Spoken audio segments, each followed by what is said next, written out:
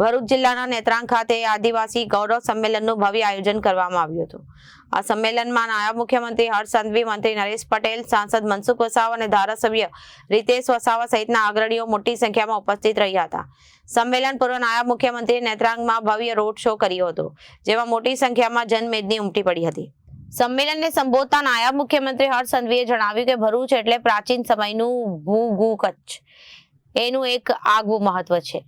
આદિવાસી સમાજે દેશ અને ધર્મના રક્ષણ માટે ક્યારેક માથું ઝુકાવ્યું નથી। સોમનાથ મંદિરના રક્ષણ માટે આદિવાસીઓએ પોતાના પ્રાણ ન્યોછાવર કર્યા હતા, જેમાં વીર વેગડા ભીલીની શહાદત સમગ્ર સમાજ માટે હંમેશા પ્રેરણારૂપ અને વંદનીય રહેશે। અને સંમેલનમાં ઉપસ્થિત જનમેદનીએ જોઈને હર્ષ સંઘવીએ ભાજપના વિકાસ કાર્યો પર ભાર મૂકતા જણાવ્યું, આજે દેશભરમાં ચારે ખૂણે એક જ નારો ગુંજી રહ્યો છે, મોદી ચાલે। આ જ ભાવના સાથે સૌ સાથે મળીને ભારતીય જનતા પાર્ટીને આગળ વધારવાનો સંકલ્પ કરીએ।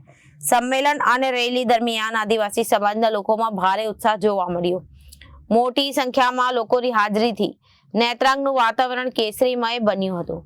સાંસદ મનસુખ વસાવા, ધારાસભ્ય રીતેશ વસાવાએ પણ પ્રસંગે આદિવાસી સમાજના વિકાસ માટે સરકારની પ્રતિબદ્ધતા વ્યક્ત કરી હતી। આ કાર્યક્રમ દ્વારા રાજકીય રીતે પણ ભરૂચ પંથકમાં આદિવાસી મતોને મજબૂત કરવાનો સંદેશ આપવામાં આવ્યો। Bureau report, Janadesh news.